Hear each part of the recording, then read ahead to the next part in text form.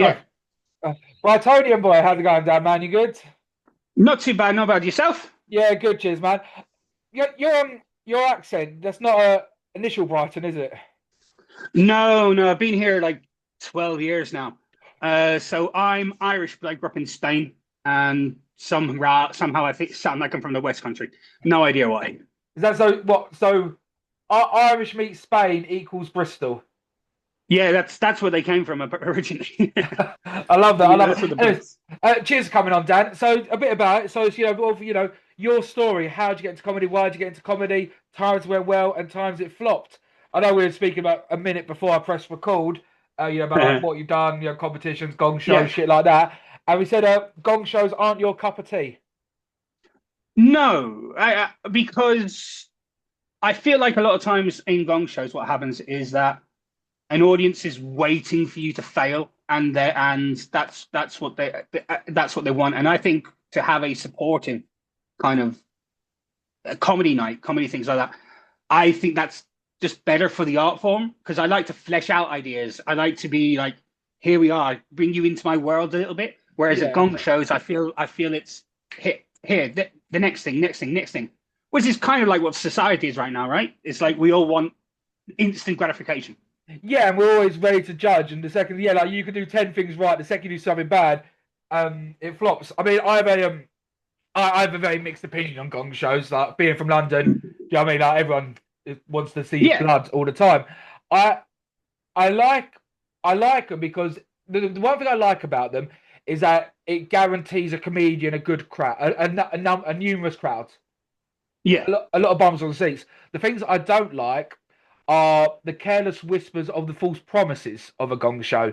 It's almost like we can bring on 20 comedians who we haven't got to pay, and if you do well, you might be able to get a 5 minute spot on our Saturday night show. Oh, and it's the careless whispers where in reality it's almost let's laugh at the freak. yeah. It's that X Factor mentality of like, it's not you don't people don't not all the time remember the good one. They remember the people that absolutely bomb or they're really bad, all this kind of thing. And also like it's a lot of times unfair. I remember I did one show. I'm not going to mention where. Um, and basically the first three acts got through. Yeah, So they were being quite generous. And then right before the next act, the guy says, "Remember, guys, you can shout out, you can tell them to get off, you can do all yeah. this thing." What happens 30 seconds into this next guy's set, which was fine. He was doing fine, but straight away off, off. And so you've created an environment for that person to completely fail. Oh yeah. Well, And I usually say that the second place is always the worst to go. Second position because in first one, be remember, guys, you can be a prick. Like, and there's always like, no, that comedians they're used to it. They're used to getting spat at. They're used to their mum being called a slag. It's like, no, okay, they're new comedians. Like, yeah, look, they're fair new enough that you've comedians. got to build your skin up, but. You know what I mean, they're not in the game for 10, 20 years. Like, this might be their first Oh, time ever doing stand up. like 100%. I to a point now where, and I say this to people that like I say new comedians like as if I'm like big or whatever, but I say this to people that are coming through and like they're going to drive 2 hours or get a train for 2 3 hours to go to a bringer night where they're not really getting anything from it. I said instead of doing that, the 5 or 6 hours you're spending going to that gig, performing for 5 minutes to four people, Yeah. spend 2 of those hours writing. It'll do you a lot better and it'll be a lot more productive for you to spend 2 hours writing than that 5 hours to do 5 minutes in front of nobody. I agree. I do think you need to travel. You need to travel and try different rooms. You can't have you say Oh but no, there needs to be a I, cost I, benefit analysis to every gig you yeah, do. at the beginning I agree. Do as many gigs, get the stage time as you can, but there gets to a point where staying home writing or doing or talking to somebody, meeting up, doing a little workshop between a couple of buddies is a lot Yeah, more productive than doing those 5 minute spots to nobody. yeah. At a point, it doesn't get to it. But being from Brighton, how do you find getting stage time? Because Uh, Brighton's got a killer scene. Do not get me wrong, but you're a south of oh yeah, South yeah, yeah. Coast. Brian has the one thing it has is I could do a 5 minute spot almost every night of the week here. Awesome. Okay. You could get up and do a 5 minute spot almost every night of the week here. But then there is nothing intermediate. It's either those 5 minute spots or the bigger clubs. You've got Forge, Comedia, and if you're doing secret comedy, which I don't do, you can do those spots. There's no in between. There's no 10-minute spots. There's no progression spots. There's just that. And people have tried. People have tried to set up nights here, and it doesn't work because people will prefer to spend that 15 quid, go to the Comedia at the weekend, Yeah. see those TV acts, see those names, rather than taking a chance on people that they could probably see for free the next day in one of the open mic scenes.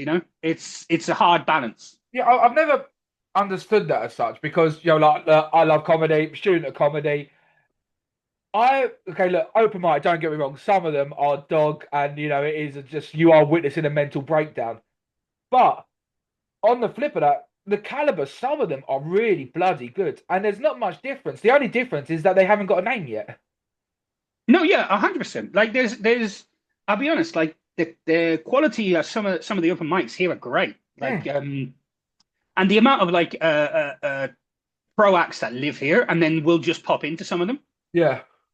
Like there are loads like down here. Well, obviously you got Stephen Grants, you got Zoe Lyons, you got Jen Brister, you got loads. Maisie Adams. And he starts in Brighton, isn't he now?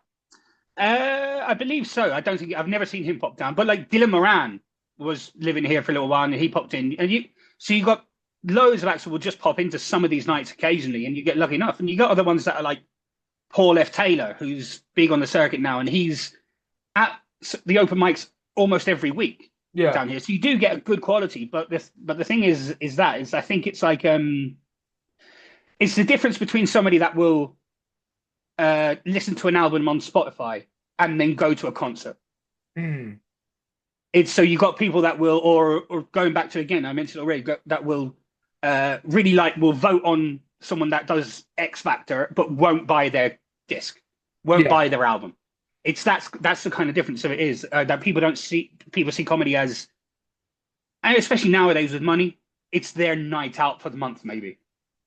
So instead of risking going to see possibly 13 to 15 acts that you might get one great one out of it and a few mediocre ones and maybe a couple of bad ones, they will spend the 20-30 quid, go to the bigger clubs, and when you got the options here, especially in Brighton, is that you can go and see comedy every night of the week if you wanted to.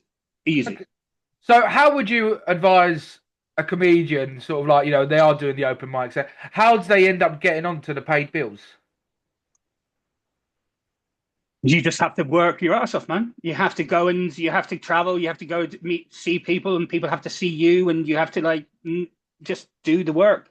Get out there, get on, and start doing and not being able to travel. And I will drive to Bristol for a gig. Yeah, and I've done it a few times. I will. That's a 3 hours there, 3 hours back sort of thing. And if it's that's been worth my time, because every time I've gone there, someone said to me, "Oh, come and do my other gig, come and do this gig or whatever." And I've got paid spots from there and that kind of stuff. Or I will go to, I was in Oxford the other week at a minute's notice, and I was on the bill with I'd done the middle spot between Bowie Mayer and Reginald D. Hunter. No, I love Reginald. Yeah.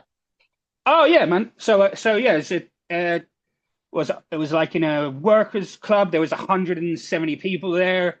So it's a really decent gig, but I had to be willing to go and do it. I have to, travel that way, go there, and it was a great spot, got good reception, and the guy and the promoter took my number and said, "Yeah, I'll get you back."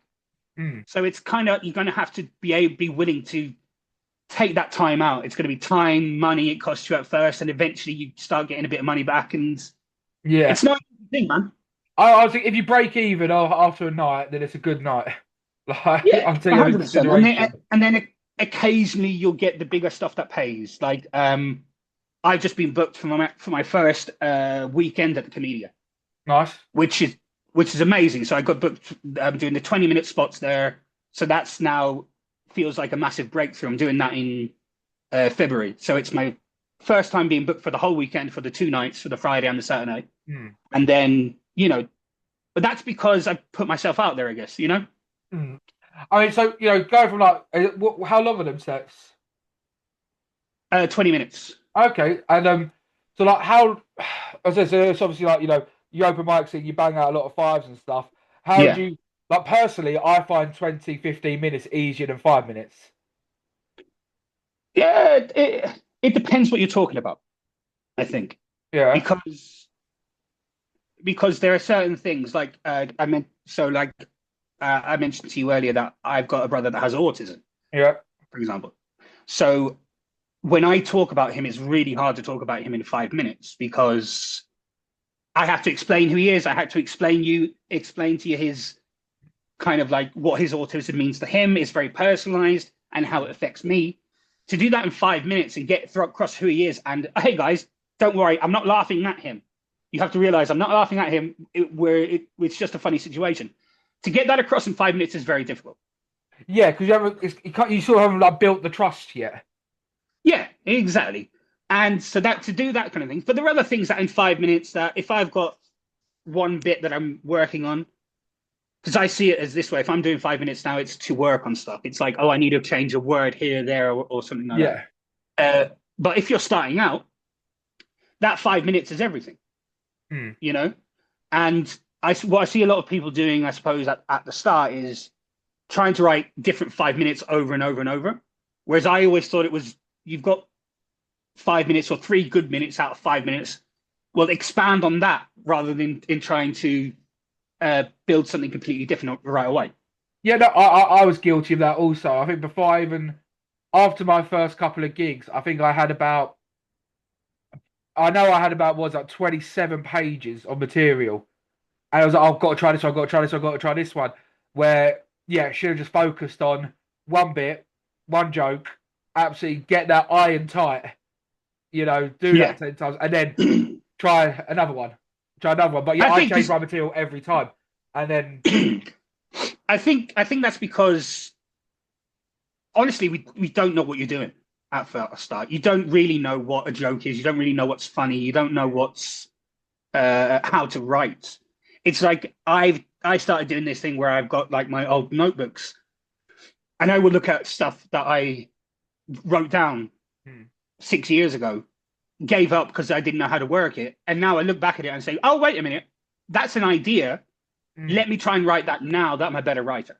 Yeah. Let me try and write that now. And it almost reinvigorates you 100% over.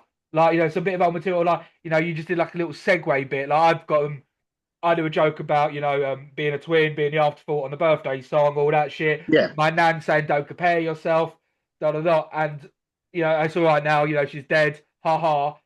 And then I did this tag the other day and I was like, oh my God, I've just completely changed a bit. I changed the tag. So, she's dead now, ha ha. She died of cervical cancer. It didn't come to a surprise. She always was a rotten cunt. And absolutely just that bit was my little little plug joke. And all of a sudden it's gone from a laugh to laugh again. And it's like, oh my God, I've just completely polished that set now. There's something that, to me was just a little low hanger. Yeah.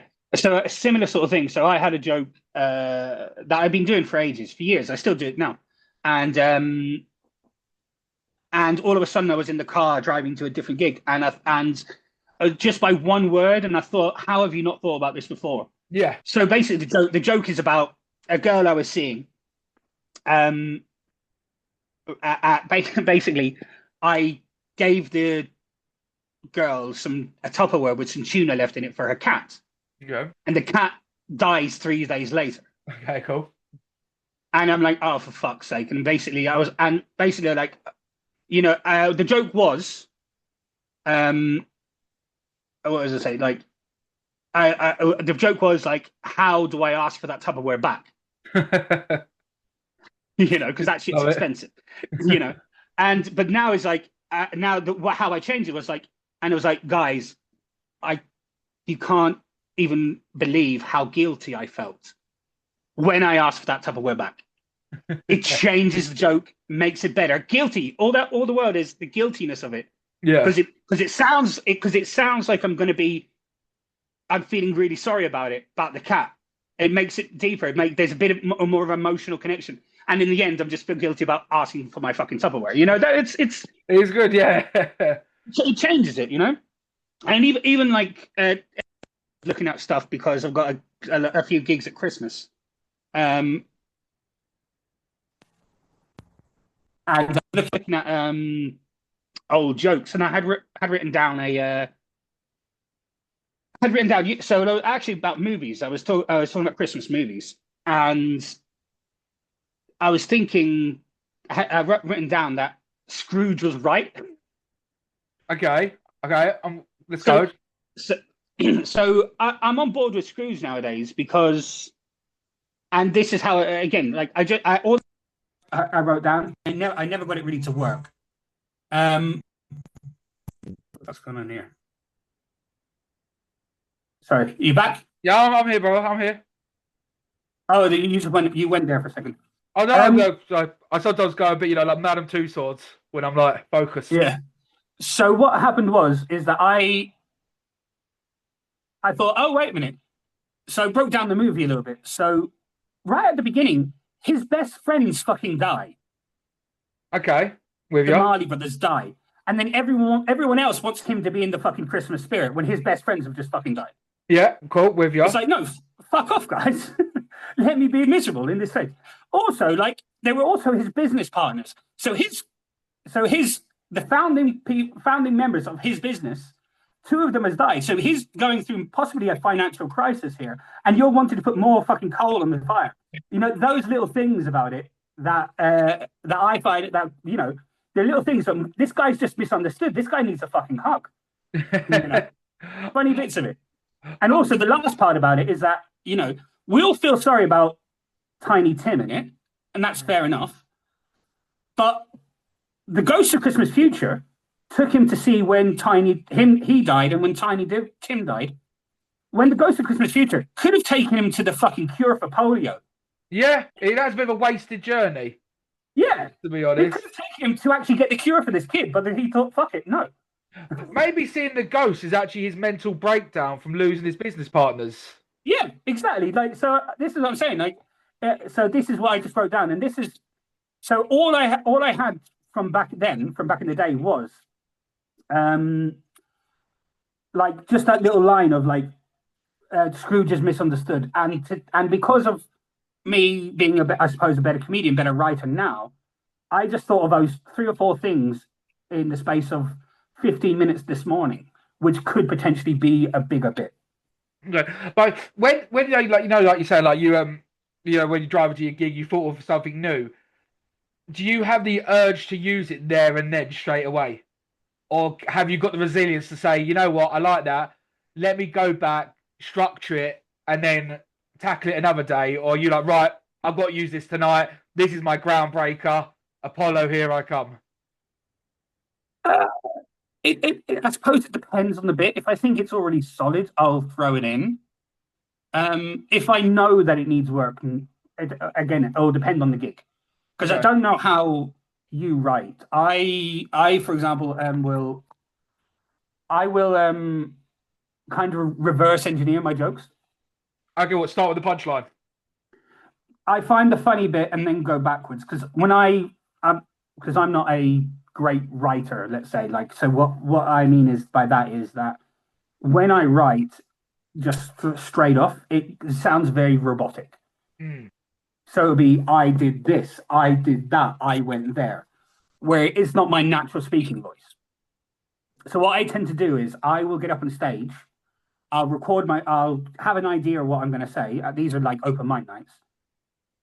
And then I will run through the joke and get to the punchline how I'm saying it. However it comes out, it comes out. Okay. I haven't structured it, I haven't done it like that. It comes out however it comes out. I'll record that, I'll listen to it back. I'll write that down, what I said, and I'll edit what I said. And then I'll go do it again, and I'll do that process until I'm happy with what it is. That way, it's in my voice, the way how I really talk. Mm. And it follows a structure of my natural speaking voice rather than I did this, I did that. Okay, so, yeah, that's just. I mean, the way I used to do it is, I'm still guilty of it. Like I said, I went to the pub and I wrote 10 pages.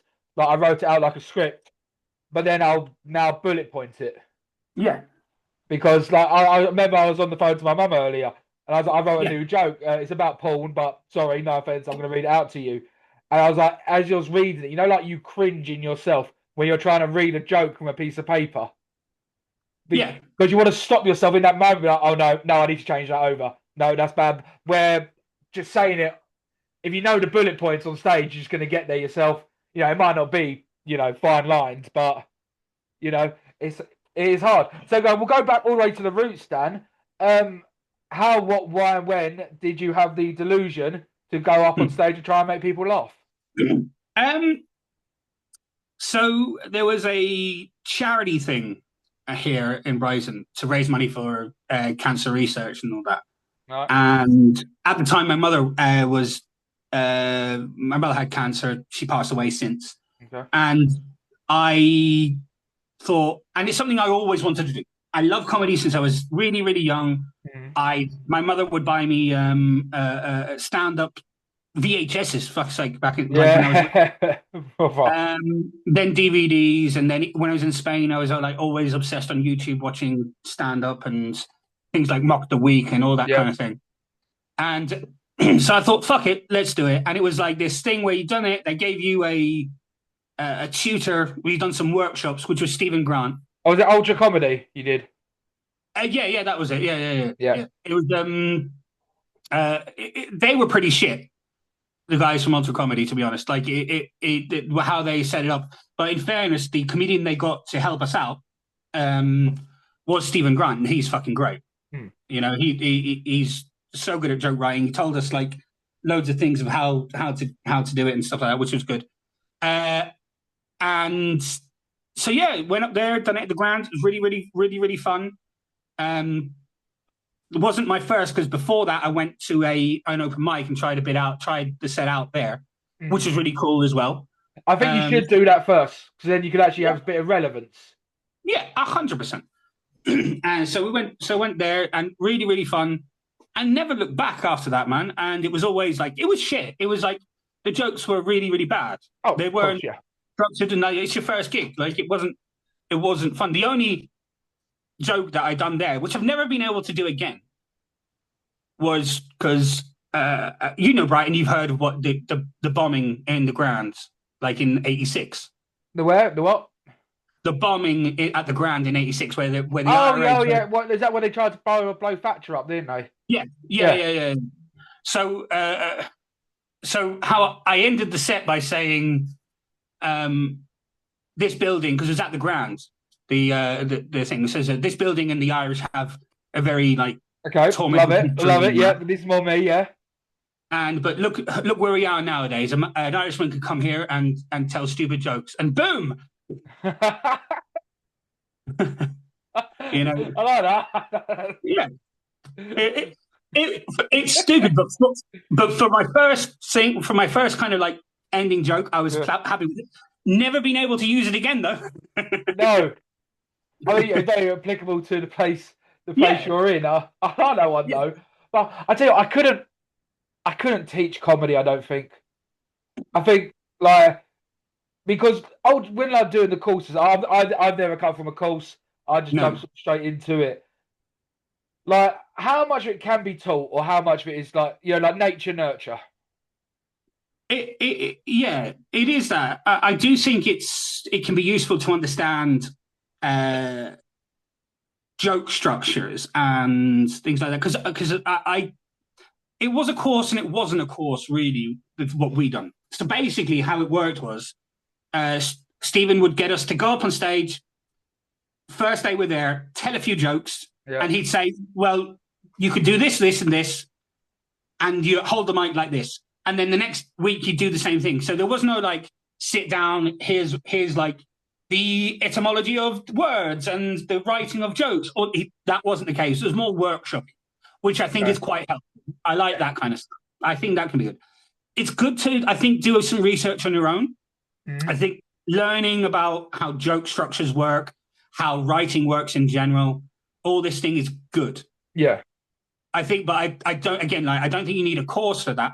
But I think if you do the research on your own and find out, like, okay, to make this widerly this material to make it everyone understand it, you kind of need that universal kind of language. Yeah, I completely agree with that. Is that I'm doing like I said before, I'm doing like that porn bit. I'm writing, and like one of the references is blacked. Now, for all you innocent listeners out there, Blacked is a porn website where it's usually about 10 black guys and one really small white girl. But how many of the crowd are going to know what that is? So you need to go. I think learning to become more universal and not your own like colloquial language. Yeah, 100%. And I think that kind of works with like any kind of anything. Like references are difficult. References are difficult in most comedy. It may be topical to where you are in Brighton. Like you can do jokes about Brighton, but when you go outside of Brighton, nobody's going to give a fuck. Yeah. And that happens everywhere. You do them about London and you're up north. You can do like a lot of the stereotypical stuff, like, oh, Londoners aren't very nice or whatever. And that's okay. It's a little bit tacky. Yeah. But it's okay. Do you feel guilty sometimes using like the low hanging fruit and things like that? Like, like the easy laughs, or fuck it, you're there to make them laugh? It depends. It depends. I think you referenced it earlier, the joke about being grown up in Spain and being ginger. That's a bit low hanging fruit and whatever. But people like it. It's laughed. It doesn't come out of nowhere. I have other stuff that comes out of nowhere as well. So as long as it's not always that, I think it's okay.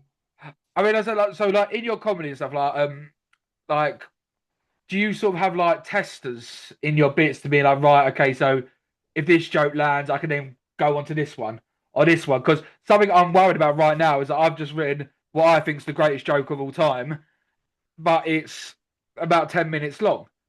Now, when do you learn if you're doing like a joke that long? Go, you know what? This isn't working. I need to drop this and move on to something else on the night. I suppose I don't have any specific jokes like that I say, okay, this is going to be the bar setter.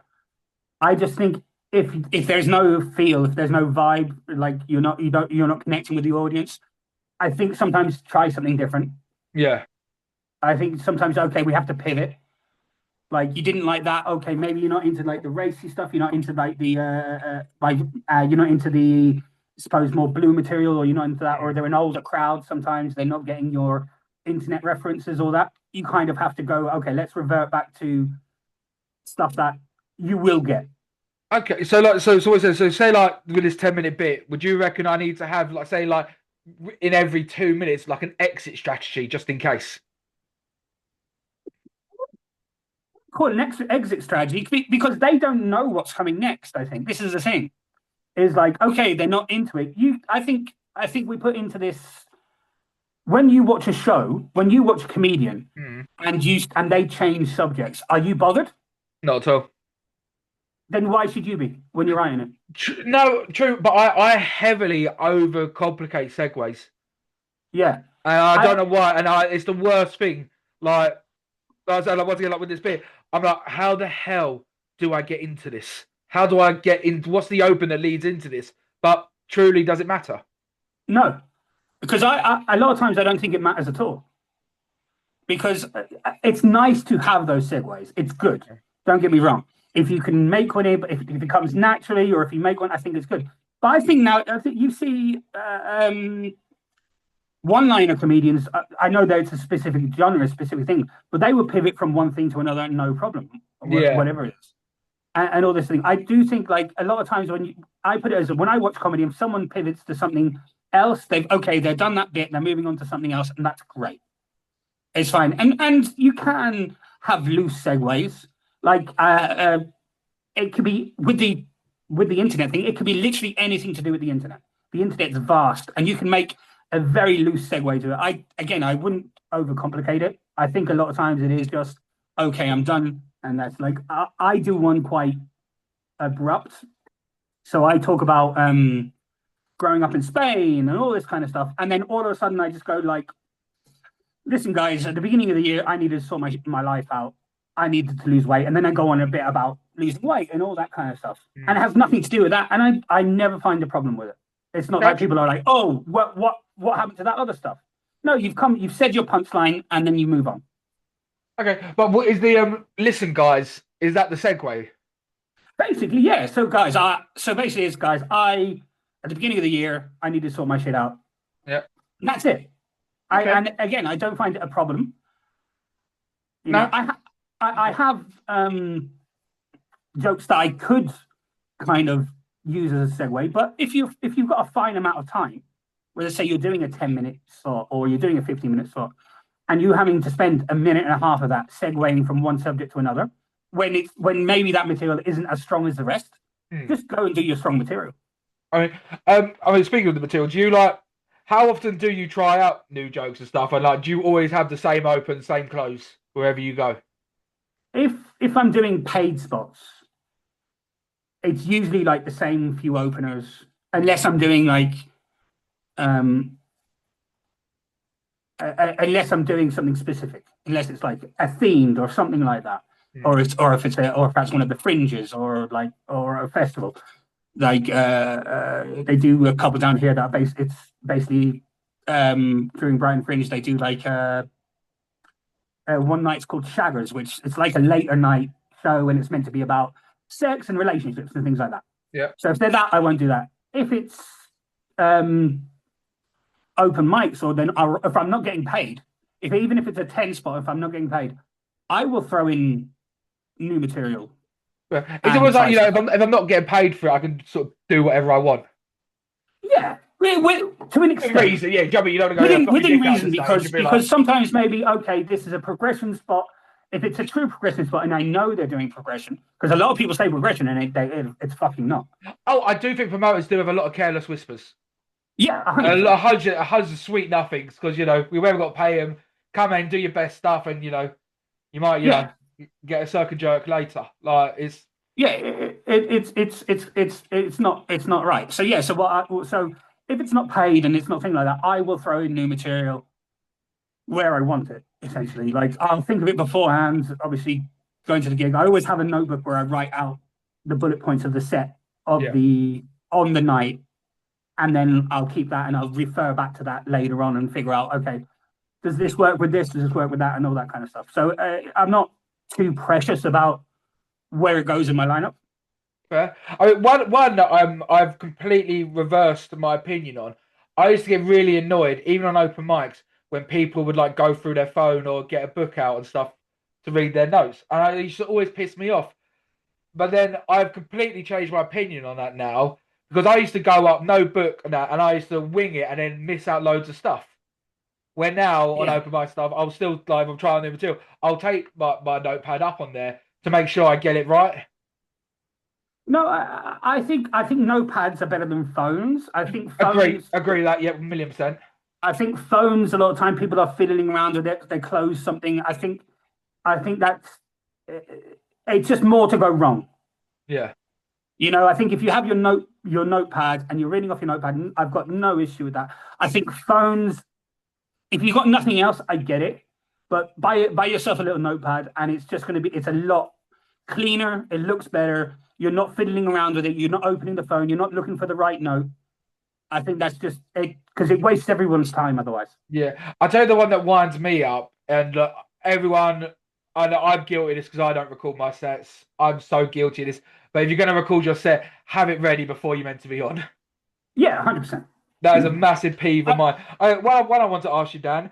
So obviously you've smashed out festivals. Yeah, I mean, obviously you've done your pubs and clubs. Is there a main difference between performing in a festival to performing in a pub and stuff?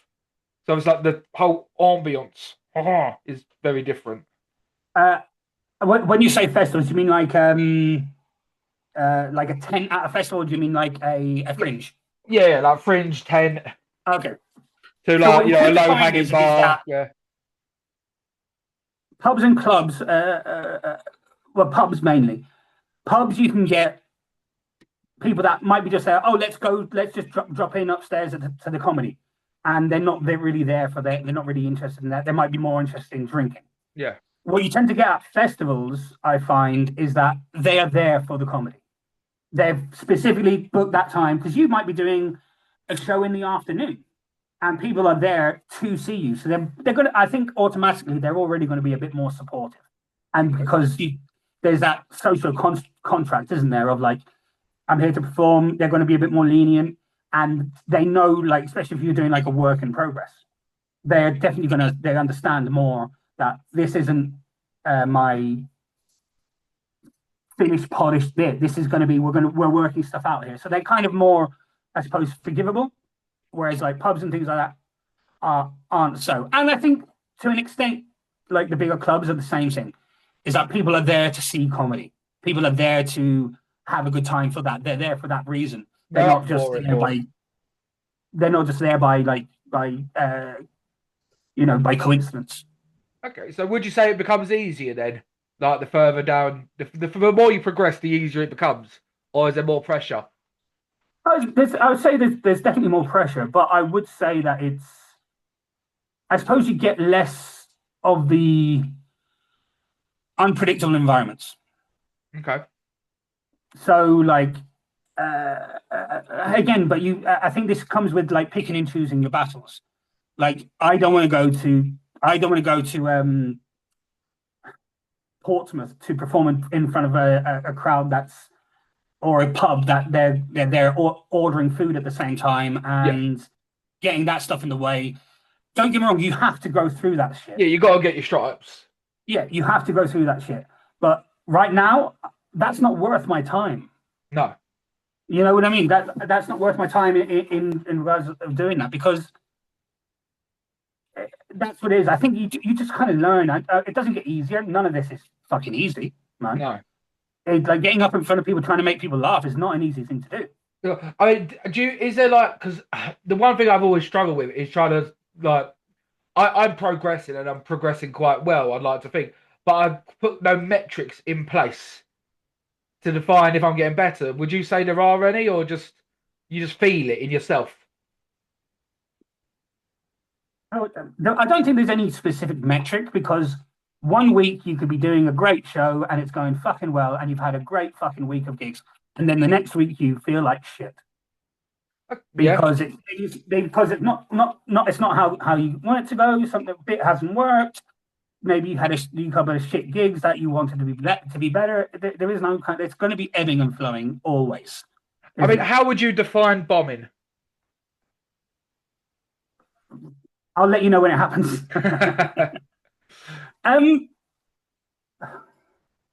Bombing is, unless you're doing something like really, really bad, I think it's just, I prefer to have a negative reaction really rather than a no reaction.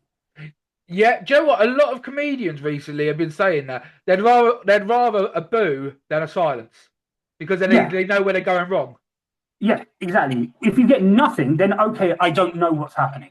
Yeah, I guess if they're booing, they're listening. Yeah, like, 100%. So like to have like, but so that kind of goes. I do think like anything, I think you just have to measure it on like what other people say, and also I think if you're getting booked, then you know you're doing something right. Yeah. You know, if you're getting booked and stuff, because I'm shit at networking. I'm not good at networking. It's the bloody worst. I mean, like I can't stand networking. And a lot of it is if you're and what it is like, but also you kind of have to like suck up some pride sometimes and email these people. You have to. There's a great saying in Spanish is that if the baby doesn't cry, the baby doesn't get the tip. Okay, I like that. Yeah, which it basically means is that you need to ask. You need to put yourself out there. You need to say things. You need to be like, hey, Matt, you have to put out those emails. Like, keep on consistently emailing promoters saying like this is my stuff. This is what I've done. You have your little bio and your clips and all that kind of stuff. And you send them out there. Out of 20, you might get one reply. But then that one person is going to see you. And if you do well at their gig, you could do it again, or they might have other gigs, all this kind of thing. And then the more people that see you, the more gigs you get, the more things you do. It is a constant thing of like every few weeks, send out a bunch of fucking emails. Yeah. The thing is, like, being on people's radar. Yeah, it is 100%. Also, like you need like promoters, like what promoters say to me, a lot of them is like I get hundreds of emails, I don't read them all. Yeah. And as so you might not they might not see it this time for you. They'll see it the next time or the next time or the next time. You Mm. just kind of keep on having to do it.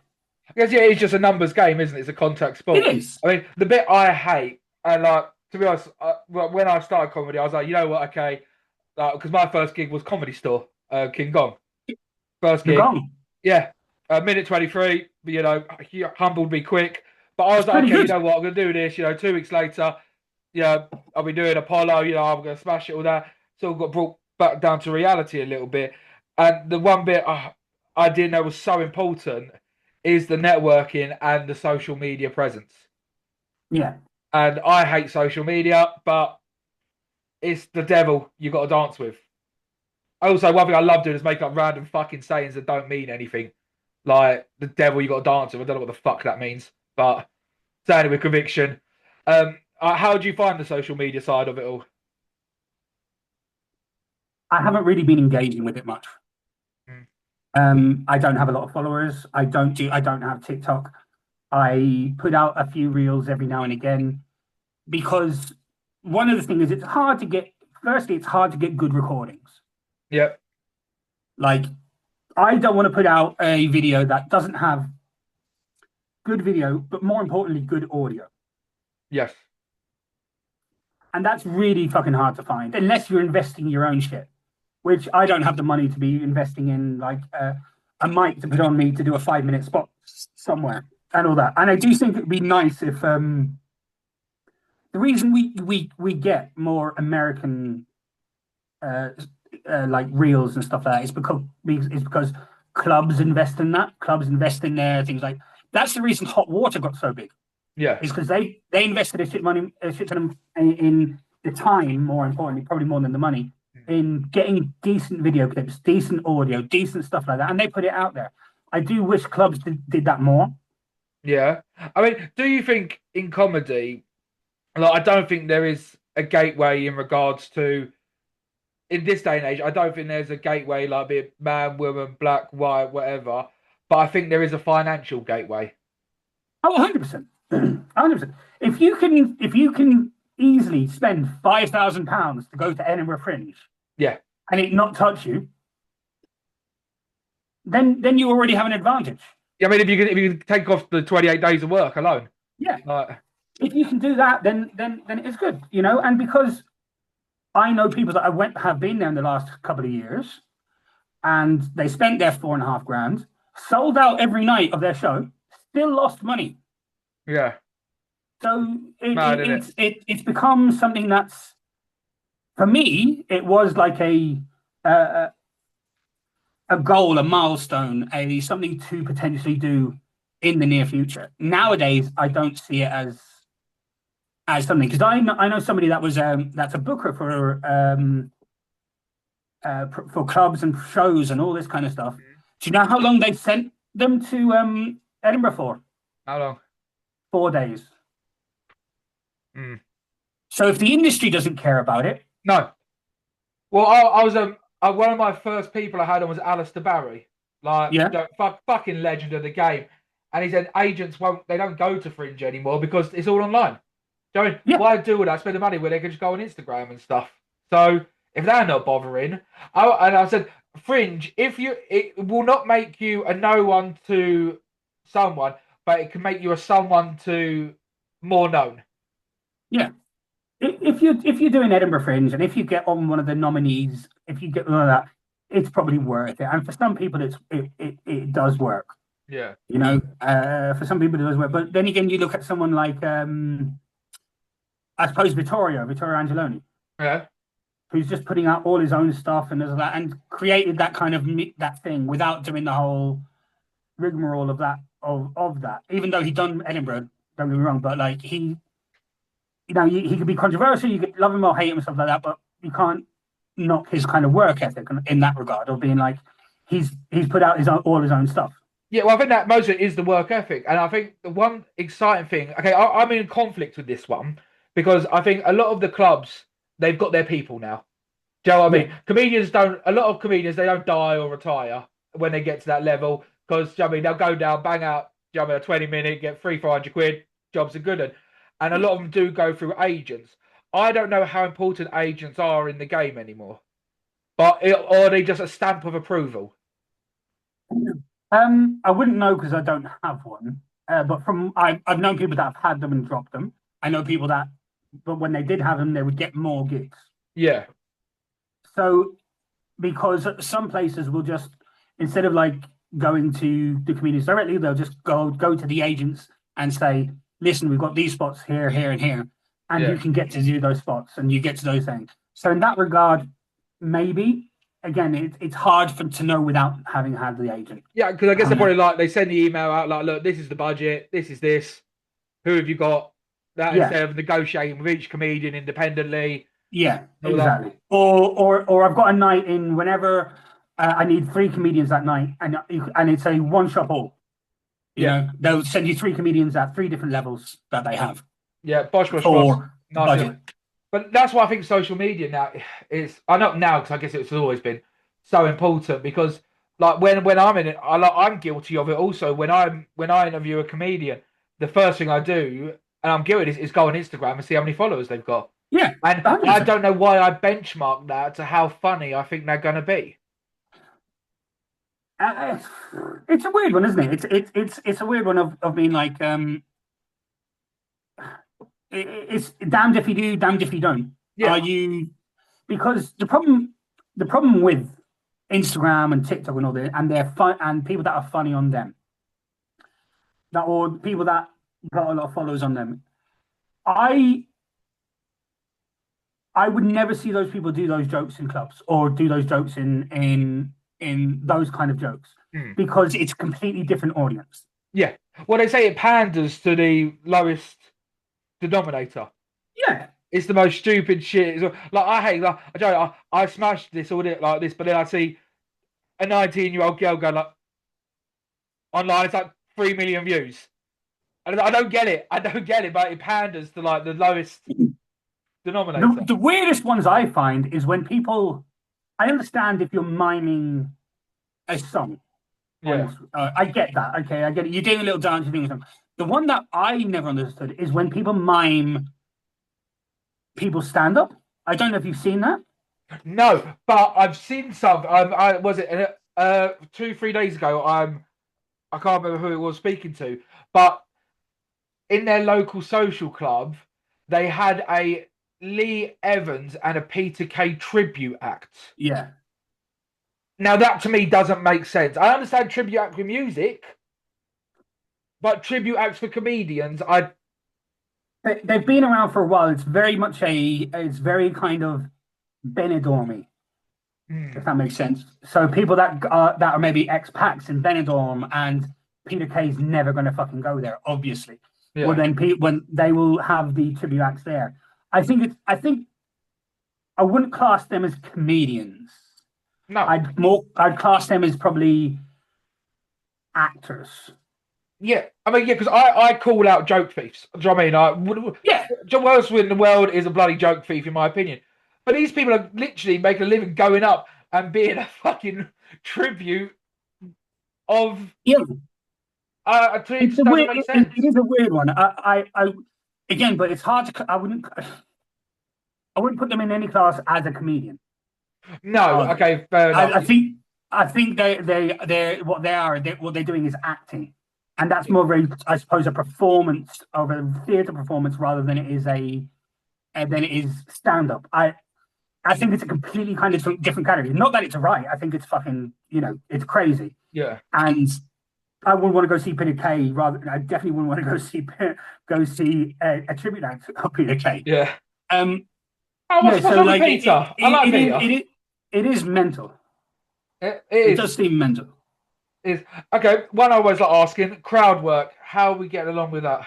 Do we do a lot in our sets, or? I've MC'd quite a bit, so I don't mind doing it there. In my set, I don't do it much. I have a few jokes that are more crowd interaction. Like I have a couple of jokes where, I say, for example, I say like, when I talk about the weight and stuff like that, I say I tried to go on Tinder for the first time, and one or two things happen. Either there's silence, or there'll be one or two people that go woo like that, and either I'll say if there's silence, I said yeah, that's the exact reaction I had when I went on Tinder. Fuck all. Yeah. And if someone says woo, I go, where the fuck were you then? Yeah.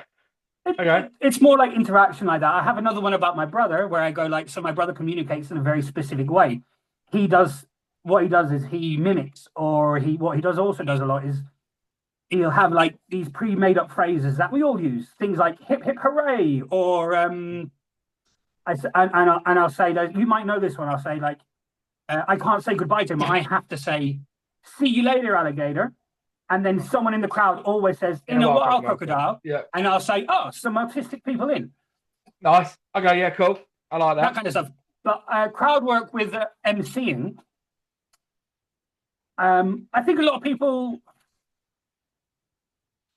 because it's online so much, a lot of people, and we got things like, you've got people like Paul Smith, or you've got the Matt Rives of this world, where you see all these stuff online, and people now, I think to an extent, people are expecting it nowadays. Yeah. A lot,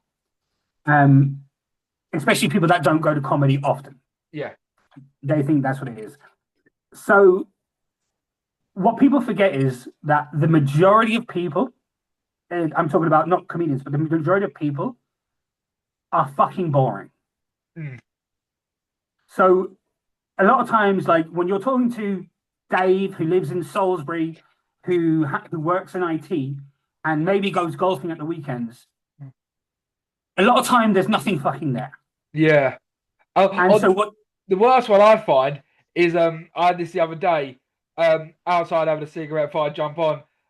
Standard, if I just say, drunk English guy at a social club, you can instantly picture what he looks like. Oh, you should tell this joke. It's like, do you know what? Okay, you know what? Look, I'm not gonna hate. Like, okay, what is it? Right, there was an Englishman, an Irishman, a Scottishman on a plane. It's oh fuck me.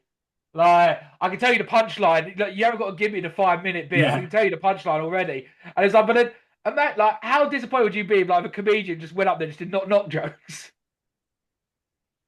But so I interrupted, Dan, but that was one that I really. No, it's funny. Yeah, and that's the thing is like, I say this. There's nothing worse than somebody that thinks they're funny. Yeah. Those are the worst people. The worst people are the people that think they're funny and obviously aren't. Yeah. Because you're a comedian, you're funny, you have fucking jokes and all that. There's a difference between knowing and thinking you're funny, and knowing how to tell a joke. And knowing how to tell a joke is very different to telling a story. Well, to say because one thing, like I always thought I was a good joke writer, but I've sort of think I'm now a better performer. Yeah. Like, because before I was doing my jokes, but I was trying to do them like deadpan. Yeah. And but now like I said, if a good comedian is a good comedian, could I give you my material and no matter what, you would always smash it? No. I don't think so. I don't think because I think, again, I pointed this out of being like jokes. I think there's a certain amount of emotion you have to put into a joke for people to care. Yeah. And if I don't have your emotional connection to your material for whatever it is, I don't think, maybe I could make it work, but I don't think it wouldn't be the same. Yeah, that's why I think AI will never have a place in comedy. Oh, 100%. Yeah. It's a thing. It's like, because there has to be when you talk about your stuff, it's you base it on something that you've experienced or something that you find funny. Yeah. Right. So, and what's unique to you, and you have to you put it out there. And I think to make jokes like be good, they have to have some sort of emotional connection. I mean, whether it be funny, whether it be sad, whether it be happy, whether what it is, it has to have that little bit. I mean, do you wish sometimes, because this is myself, I'm talking purely about myself here, Dan. I wish I could write happy jokes. I wish I could write jokes about my dog being silly. I don't know why my mind has to go to being unloved, being fat, porn. Do you know what I mean? Like, why does my mind have to go to them dark places to find humour? Why can't I just write jolly knock jokes and get away with it? Because that's what you know. But surely I know how to write a joke now. Why can't I look at my dog and think of a funny joke? Why do I have to go to the the Do darkness, the you abyss. do you find that funny when other people do it though? No. Well, that's why. But why can't you fake it? Why can't you fake these crap knock knock jokes to be like, I'm a happy go-to comedian? Like, Maybe, well, maybe one day you will be able to. That's the thing. yeah, You've got to point it that way. Like, because I was thinking about this the other day. I used to swear a lot more in my act. yeah, I've taken that out. I've taken swear words I tell you out. that because I think sometimes we lean on it as a crutch. Yep. You know, I do think we like the swearing and that. I don't get me wrong. I still swear and I still things and all that. Yeah. But I just think I don't want to be the person that is all they do. Yeah. You know, and the same thing with them. I suppose like trying to make a happy joke just because you feel like it's the right thing to do. Hmm. I don't think it's I think people just you write what you know, you write what your experiences, and I don't think there's anything wrong with that. No, I agree. I just wish, like, could be like, I wish I could be a kids entertainer type energy, Yeah, happy and jolly. But no, do those clean hours, do those cruise ship sets. yeah, I could never do. It's like when I see people like doing baby talk to their dog and stuff. Like, I could never do that. It's like my brother's wife gave birth 2 days ago, so my second niece now. Oh, congratulations! Well, I didn't do anything, but I it's know. like when I met the first one, I was like, baby, Yeah. yeah. It was like, I could never do it, never be happy, and never just be like good times. Like when I watch these comedians on stage doing it, silly jokes about their kids and stuff, and it's like, I don't know, I'm waiting for the kid to die in the joke. I'm waiting for That's what you're waiting for. You're waiting. Do you know what I mean? Like, I don't. I love an origin story before the aftermath. I want to see the breakdown on stage. My favorite job would be going around telling people bad news. Isn't there a guy on the internet that does that? Is there? I can't remember. I think it's like John tells bad news or something like that. He literally some people call him and pay him to call the people and tell them their bad news. That like is they're fired or something like that. And there's like a whole series, I think, on YouTube and all that. I think it's like John tells bad news or something like that. right. Like, Well, that's how I'm spending the rest of my day, to be honest, Dan. So what I love asking, dude. What's the worst thing you've ever seen someone do on stage? oh, there's been a couple of things. I remember somebody. This is quite early on. This is probably the worst. he was dying on stage. Yep. He was talking about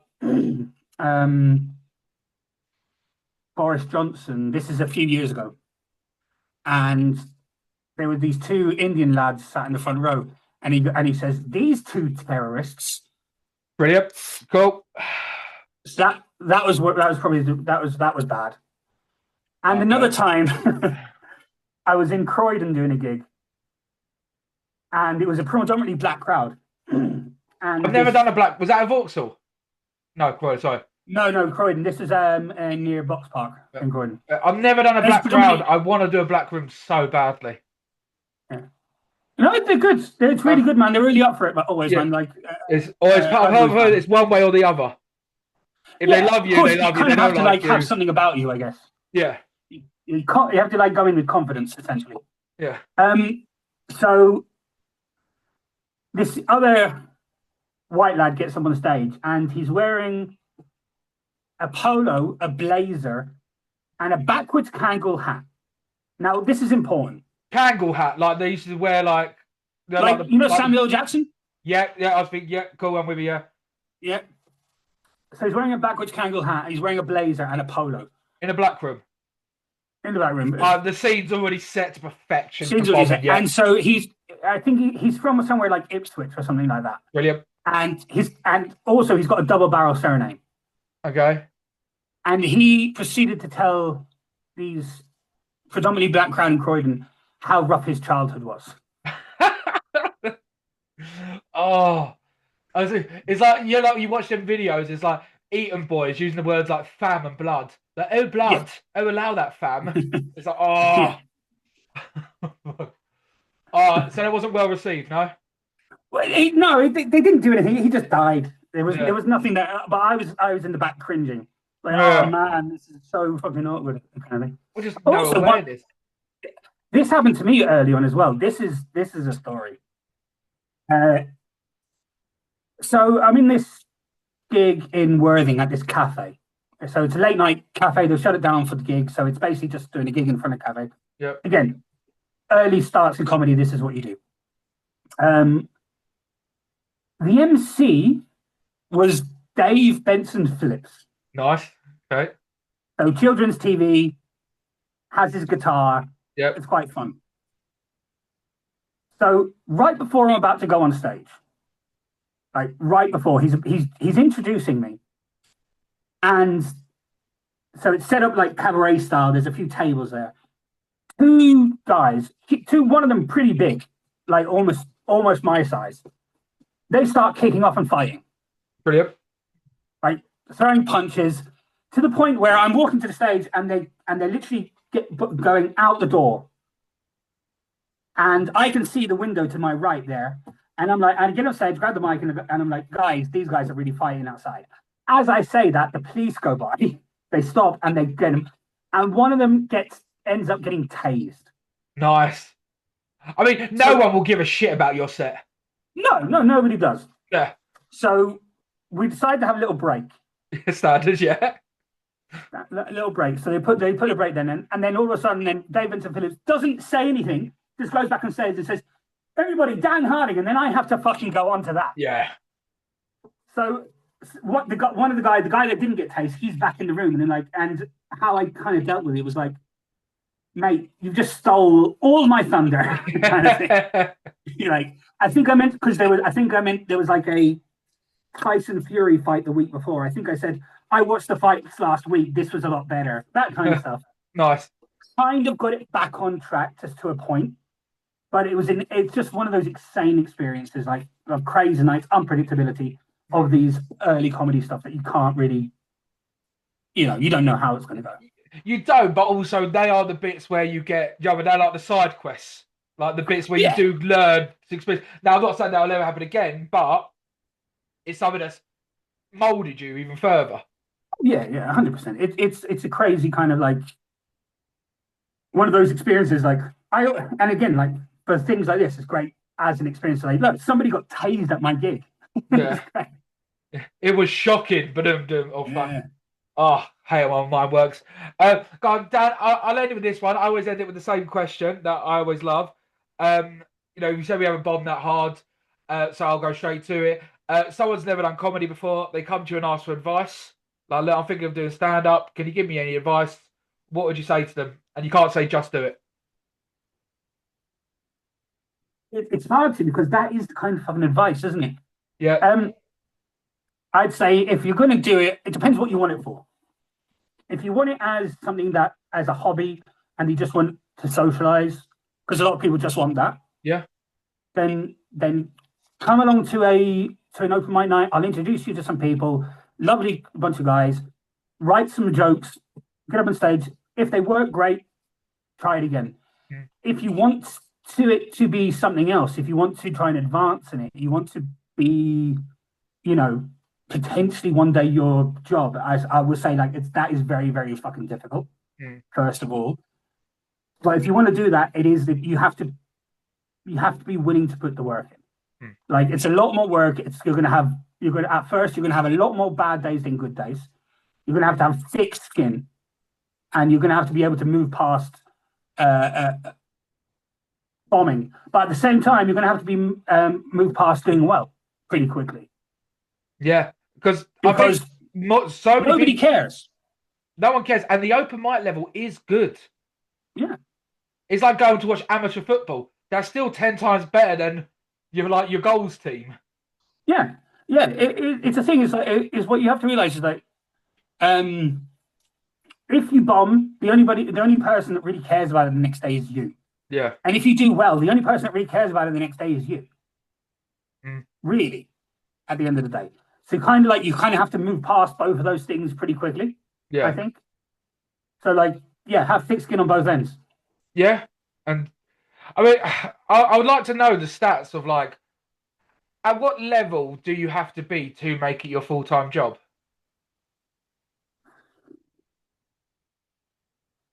I think it's kind of a thing where it's if you're. I think it's very difficult just to be just doing stand up.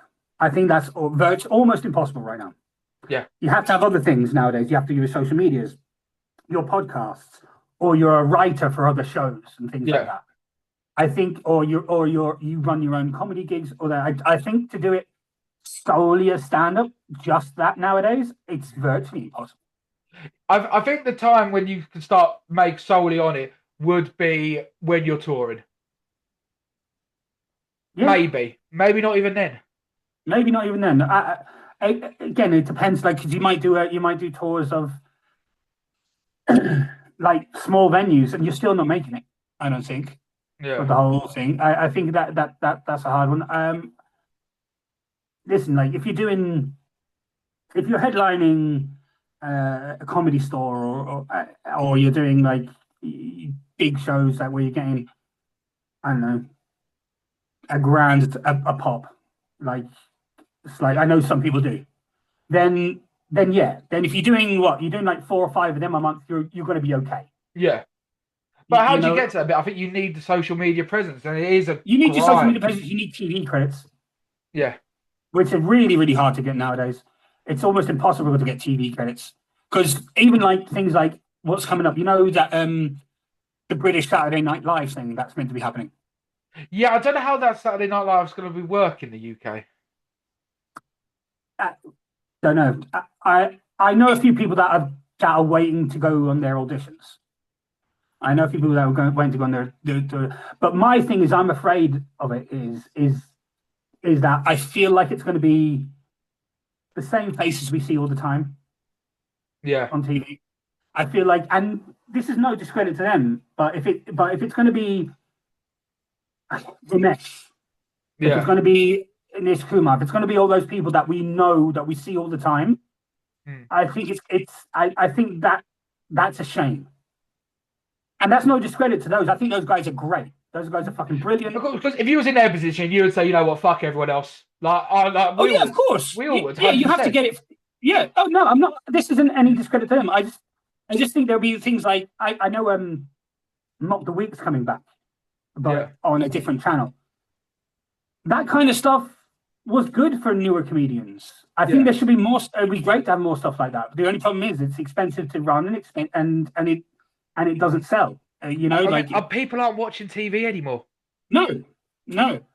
But bring it down to like, I suppose Netflix. Netflix has. I've never watched them, but I know they have like 7 or 8 different fucking shows with the Sidemen. Yeah, it's like those people burn my piss.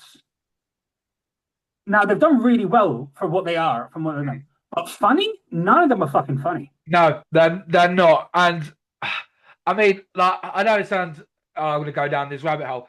All you've got to do is appeal to young kids. Like, not young teenagers. That's all you got to do. If you want to be a boy band, all you got to do is have teenage girls find you attractive. Like, but what you tend to find is like they're not young anymore. No, they're all in their 30s, probably getting closer to 40 now. Yeah, some of them.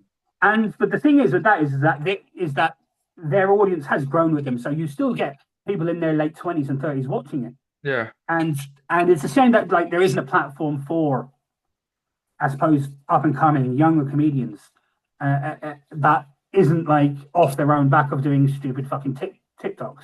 Yeah, that's the one thing I'm trying to do with this pod, so to speak. I want to get all the comedians of tomorrow. Yeah, that's great. And then hopefully rely on nepotism one day. You'll be able to sell it to Amazon. Yeah, but yeah, I really hope if they do the British Saturday Night Live, bring on a bunch of people, circuit level, good level. Don't get me wrong, but yeah, don't go. Okay, well, we've got Rob Beckett, we've got Ramesh, Greg Davis. Okay, cool. Let's do that. Then let's, try and find new again. ones. So like where all those guys are fucking great. Don't get me wrong, it's all that, but it's not. I suspect that probably the first season will have a few names. They'll have to have it to sell it. Yeah. But to be fair, I challenge her also because, like, look, one of my favourite writers of all time is Steve Merchant. Okay. Yeah. Right. Hey, the guy is a genius. That I find his stand-up not good. It's not. It's not a bit of me. I don't I find. mean, I don't find his stand-up that good. That's my own opinion. I'm sure a lot of well, people would disagree with that. But it's like Michael McIntyre. yeah, Now, Michael McIntyre is not my cup of tea, Mm. but same. you can't deny what he does. He does better than anybody fucking else. Same as Lee Evans. Yeah, it's the same. What he does it better than anything else, and that's great. It's not might not be your it might not be your thing. It might not be what you like to listen to, like you enjoy. But what you can't deny that he's fucking great. 100%. One thing I love about comedy is subjective. Neither of us are saying he's bad because obviously he's not. He's good, but I will say I do think their generation of comedy has. I think it was easier back then. I mean, there was less comedians around. Obviously, they're funny, and obviously they went through the trenches just like everybody else. But I do think there were a lot of less comedians. They came up in a comedy boom. But the thing is, ours is different in a way of being. We're reluctant to do the TikTok thing. We're reluctant to do what supposedly is meant to get us to the next level. Yeah, do you know what? That is 100% true. I guess maybe it is actually in complete reverse. Maybe it is easier nowadays because you do have a global audience instantaneously, where they wouldn't have. This is the thing. A lot of them do is well, it's I suppose like Ricky Gervais, for example. I love Ricky. Ricky Gervais, he's one of my heroes. Like, he's not my thing. I don't think his stand-ups. I don't like his stand-up that much. I think his writing. I think Fame, Zoo, and Politics are three of the best stand-ups. His latest stuff, don't find that good. Well, OG Ricky, this is my argument. Maybe that was great. Again, I came to him pretty late, I suppose. I think his thing is like, which I don't begrudge him this either, is that people are now expecting his audience, the people that go see him, the people that buy his tickets, the people that buy his merch, the people that watch his shows, are expecting him to do the anti-trans stuff or the anti-woke stuff and all this or the anti-woke stuff and all this kind of thing. And it feels like he's pigeonholed himself into that category. Yeah. Same thing like a lot of these bigger comedians. Same thing like Dave Chappelle and stuff like that. Okay, you've done it, and it's not me saying like, oh, don't be like anti-woke or anything like that, which as well. But it's in a way, it's like I like to see you doing something different. I would like to see you to expand on something like go somewhere else with it. You know what I mean? Yeah, but then again, I have the same thing with he's become so big that is. I could agree completely. He has pigeonholed himself, but yeah. I guarantee he does not give a flying fuck. Oh no, of course not. Of course not. Of course not. If you're making and I'm not begrudging that. I'm not saying it's a bad thing, but it's like as somebody that loves comedy, I'd love to see them do something different. It's like Stuart Lee. Yeah. Like Stuart Lee, you could say the same. I could say the same thing. Is now you're expecting Stuart Lee to be Stuart Lee, and that's fine. But I've seen it 20,000 times. Yeah. And that's fine. And maybe there'll be people that went and saw him. That's exactly what they want. But as somebody that like loves watching comedy and stuff like that, I can't watch it again and again and again and again because I feel like it's the same thing again and again and again. Yeah, no, 100%. But could you imagine Ricky Gervais go on stage and start doing not jokes? No, I don't know that, and it's not that. Just like, something a little bit different. Just something like. Do we all do that though? Are we all guilty of that? Something. I know, and again, I'm not begrudging. I know you're not, brother. I just like it's like when his last special, I thought I'll watch it, and I was like, it just feels like every single one he's done before. Was that his American one? I think so. Yeah. Yeah. Well, I think I only got about 10 minutes in. Exactly the same. And as I said, he's one of my heroes. His earlier stuff. Do you know what I mean? I'll watch it religiously. Like I think I've watched Politics about 12 times. Like, but his latest one, I couldn't even get through because you knew what was coming. Woke, oh, can't say that, or like you know what I mean. Like I said, but he had to change that. Now look, I joke about everything and anything in life. Do you know what I mean? Probably someone tried to cancel me the other day because of a Muslim joke. But like I think you can joke about anything you want in life, but you don't. You don't want to pigeonhole yourself. No, there's certain stuff like I don't believe in You can talk about anything. The only problem is that if you're going to talk about something, you need to understand it. Yeah, That's the only thing. If you are going to talk about something, you need to have your fucking knowledge, and you have to have your facts, and you have to have your thing. Then, by all means, but if you're coming from a place of ignorance and doing it, I think then you have a problem. Not a agree. problem per se, but I think it's lazy. Agree. I think. One minute. How do I word this? Um, I think everyone is quick to think someone else is ignorant if they have a different opinion. Where it's like when like you play a game, like I don't know, online game and stuff, you realise, wait a minute, even like you always think your enemy's an idiot, but then it's like, hold on, maybe they're not idiots. Maybe everyone is actually thinking, but we're all just thinking from different perspectives. Yeah, no, and that's fine. I'm just as long as you've educated yourself, I'm fine with it. But Yeah, if you go up on stage and say something that's without, again, this is all within context. Maybe 100%. you're playing the idiot, and that's the whole fucking point of your joke, and then it works. But if you're going to go up on stage and say something that is ignorant for ignorance sake, and then you're making fun of it without kind of acknowledging where the problems can be in Yeah, any way. The thing is, like, if you're going to talk about anything edgy, whether it be racial, whether it be sexual, whether it be anything like that, it the first thing, it needs to be fucking funny. yeah. The juice needs to be Because worth a the lot of times squeeze. it isn't. A lot of times it's just, I'm stating this fact and let's laugh at that fact. And the second thing, it needs to be smart. Yeah. That's what I find. Is like otherwise like it doesn't. I get that. I was like, look, you could joke about anything you want, but also the crowd have the right to think you're a prick. Yeah, 100%. It's that thing. It's like it's why, again, it's why you don't get so much satire, political satire in comedy nowadays. No, One of the because reasons being is because we're bombarded with it every fucking day. And when yeah, you go out to a comedy show, you don't want to hear it again. yeah. To be fair, You I'm not know, gonna lie. I have three opens. One of my opens is if there's no women on the bill, oh, no women on the bill, so you just try to find a fat guy with big tits. There you go. Like that's one cop out. The other one is look, round of applause for the host of they've had a great night. Some absolute M&S world star meat. Get ready for your Aldi reduced chicken. yeah, Easy. The yeah, other one is if I'm not in London, is I'm a comedian from London. Go get three cheers for Sadiq Khan, hip hip, and then you're gonna get. You know what I mean? He's as a always gonna get booed. So there you go. Start the night with a boo. Like so, yeah. that's the Like you only said, political bit I it do. that's a perfect example. Is where you prefer you prefer a bad reaction to no reaction. Yeah, 100%. That's the perfect example. But also, I think it's a rhetorical boo. Yeah, of course it is. Of course it is.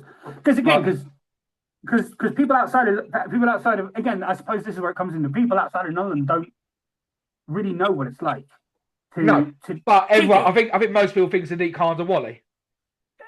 Except for he gets voted in every time. So like it's It's one of them Marmite things, isn't it? Like. yeah. No, I'm just saying like that. So like Yeah, but I would never it's go a into a weird big one. political talk or something because you can piss people off straight away. And Well, in politics, a lot of this is people the will thing. never It's change like their because opinion. it's so fucking tense nowadays with what you believe in and who you believe in, and it's become tribal.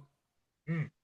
It's become tribal. It's become like this thing. So it's do you want to alienate half your audience? No. Yeah.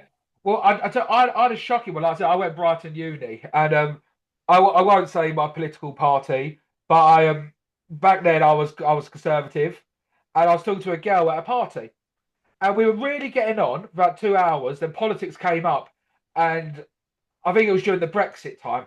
And I was like, oh, I'm conservative, but I'm voting to remain. And she was like, oh, but I always thought you was a nice person. How can you vote conservative? And it's like, but we've been getting on. The second politics, you then decided to band me into something. And I thought that was very like say with comedy. Like if I went up on stage and I was like, okay, just so we know, I am a Green Party. Everyone on the right is going to instantly think, well, we don't like you. If I went up and said, right, I'm not being non-existent. I'm reform on rants, one of them. Oh, the left is going, well, we're not going to like you. So I think the juice is Yeah, never and worth the you can work squeeze. that to your advantage, innit? Like again, if you're charming enough, you can do it. I've always said that you can work that around if you're charming enough. In the dating thing, it's a weird thing as well because you're at uni, your people are young, and they put up opinions. I suppose you have strong opinions when you're younger. I think in regards to like what other people are like. So that is true. I don't give a shit anymore. When you're younger, I think because you're forming your identity and you're basing your identity on that kind of stuff at first, and especially at uni when you're finding out new ideas, you're learning about what actual politics is, and you're learning this thing. So your opinions are a lot stronger. And I suppose in the last, like you said, that was what 10 years ago. Uh, 10, 11 years ago, yeah. Yeah, things have only got worse since then.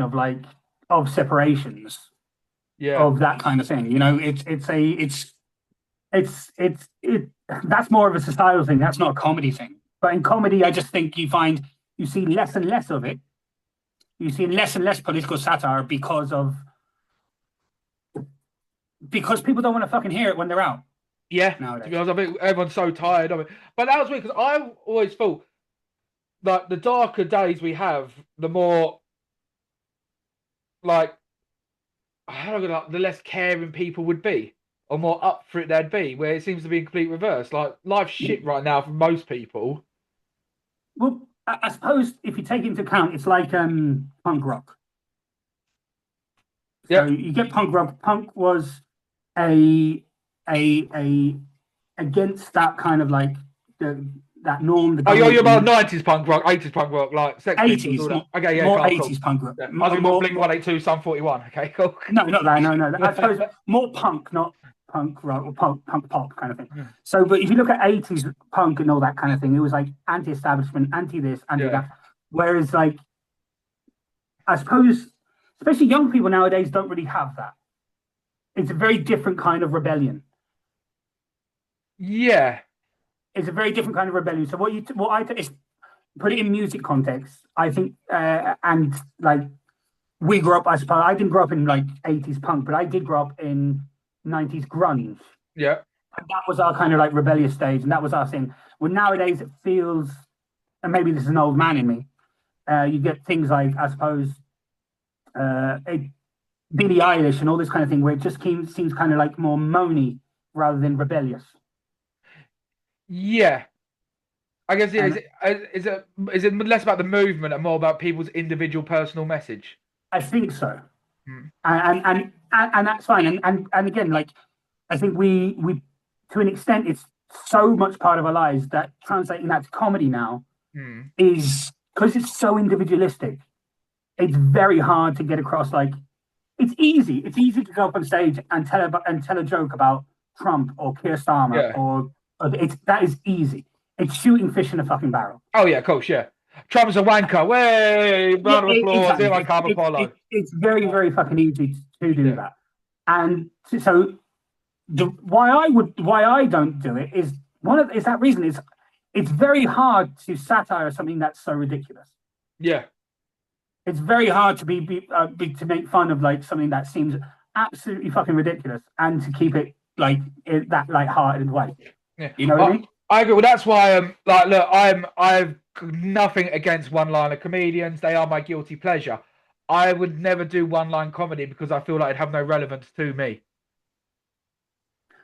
Yeah, I get that. I don't do one-liners because I I often will when I tell jokes what happens. This is called scatterbrain kind of thing. Mm. I will often tell them in like different orders, different things. Like there'll be a word missing. Where I think I admire one-liner comedians because they have everything. It seems to be down to a fucking T. Yeah. Or everything's remembered exactly. Every word's exact. Everything like that. And I would struggle with that. Yeah. Yeah. I would. Yeah. Maybe I'm not doing a disservice because like they do band them all together. But to me, I will say always. I think storytellers are the best comedians out there. Oh yeah, yeah. Like heroes. Like I could listen to Billy Connolly all day long, forever. Oh, And he I could can be listen. talking about Like any Audible be made better by him reading it. yeah, Billy Connolly, I could listen to him all day long, every day, forever, with no matter what. So fucking good. Hero of mine in regards to, like, I could, yeah, so good. People like Dylan Moran. I always say, like, people ask me, you get often asked, like, who's your, like, favorite comedians? And Dylan Moran, not necessarily his material, which is very good, obviously, but what he does, I think, better than anyone else that's done it to me, is that he's made me forget that he hasn't rehearsed this 1,000 times, or he hasn't done this 1,000 times before, this material. He makes me think, oh, it feels like he's coming up with this right there, right now. Oh yeah, where it's so structured. Like, I know some of it will be fluid, but yeah, it's all. But that's the skill, isn't it? To make it look like these panicky make it look like it's the first time you're saying it. Yeah, I mean, absolutely brilliant. I'll tell you, Dan, we'll end it there on that one, because awesome. Otherwise, you have the rest of the day. Well, thanks ever so much for coming on, man. Thoroughly enjoyed it. It's been a great talk. You too, man. Have a good one. Cheers, guys. Thanks for watching. See you later.